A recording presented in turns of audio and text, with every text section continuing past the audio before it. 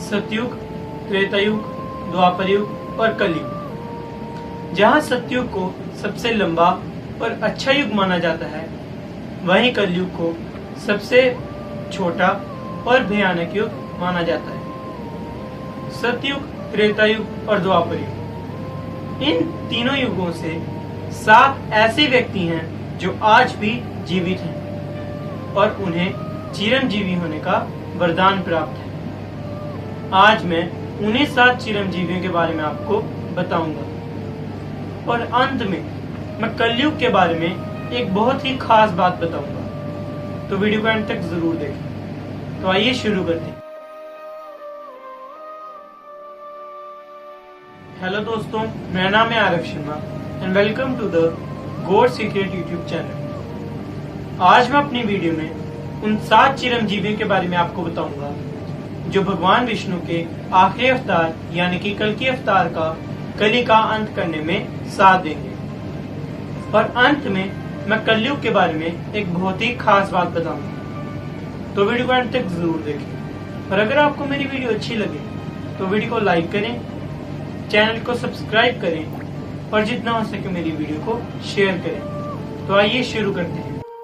7 चिरंजीवियों में जो पहले चिरंजीवी हैं वह है अश्वत्थामा। अश्वत्थामा द्रोणाचार्य के पुत्र थे और जन्म से ही उनके मस्तक पर एक बहुत ही भव्य मणि थी जो उन्हें दैत्य, दानव, देवता, नाग आदि से अभय रखती थी।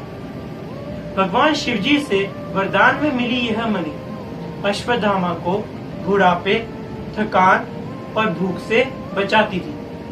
अब सवाल ये पैदा होता है कि क्यों आज भी अश्वत्थामा जीवित है।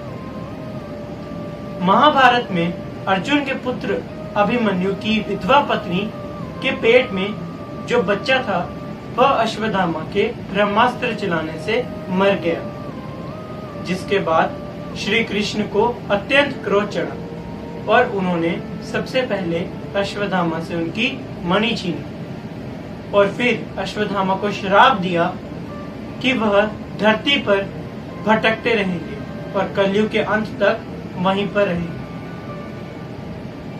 ऐसा माना जाता है कि आज भी अश्वत्थामा कानपुर के गंगा के किनारे पर रहते हैं और खीरेश्वर महादेव के मंदिर में हर सुबह जाकर उनकी पूजा करते हैं। अब अगले चिरंजीवी हैं महर्षि कृपाचार्य।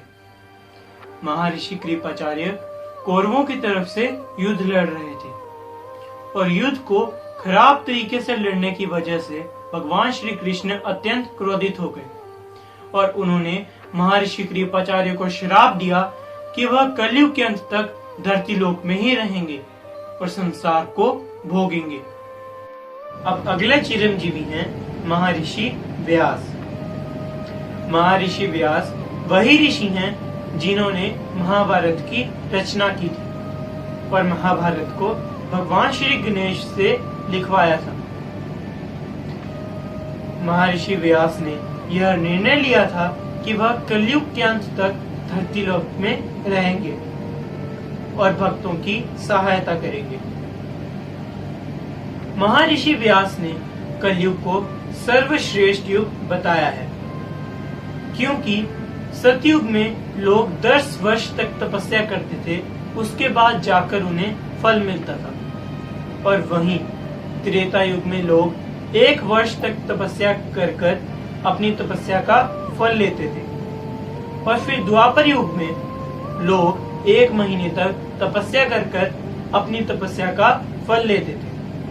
परंतु कलयुग एक ऐसा युग है जिसमें लोग अगर 1 घंटा भी सच्चे मन से भगवान की तपस्या करें तो उन्हें भगवान से फल प्राप्त हो सकता है। इसलिए महर्षि व्यास ने कलयुग को सर्वश्रेष्ठ युग बताया है।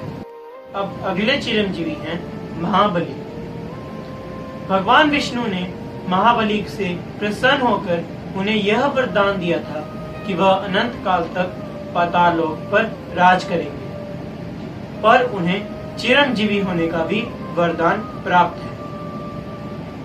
ऐसा माना जाता है कि भगवान विष्णु के ओणम के त्योहार में हर साल महाबली धरती लोक पर आते हैं। अब अगले चिरंजीवी हैं राम भक्त हनुमान। राम भक्त हनुमान को नहीं जानता। इन्हें मनुष्यों की भलाई के लिए चिरंजीवी होने का वरदान प्राप्त है। भगवान श्री हनुमान त्रेता युग से धरती लोक में रह रहे हैं और ऐसा माना जाता है कि कलयुग के अंत तक भगवान श्री हनुमान धरती लोक में ही रहेंगे और मनुष्यों की भलाई करेंगे। अगले चिरंजीवी हैं भगवान श्री परशुराम। भगवान श्री परशुराम भगवान विष्णु के छठे अवतार हैं और भगवान विष्णु के ये इकलौते ऐसे अवतार हैं जिन्हें चिरंजीवी होने का वरदान प्राप्त है। भगवान शिव ने परशुराम से प्रसन्न होकर उन्हें एक फरसा वरदान में दिया था, जिसे भगवान परशुराम हमेशा अपने साथ रखते। अब अगले और आखिरी चिरंजीवी हैं विभीषण। विभीषण जी के बारे में आपने रामायण में जरूर सुना होगा।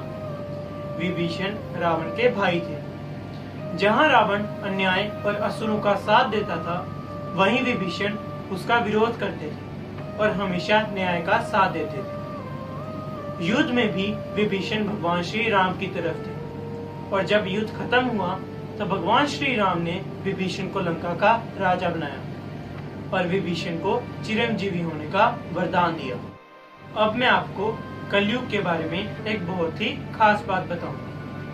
आप में से कई लोगों को यह बिल्कुल नहीं पता होगा कि कलयुग को गुजरे हुए कितना समय हो गया है और कब कलयुग का अंत होगा।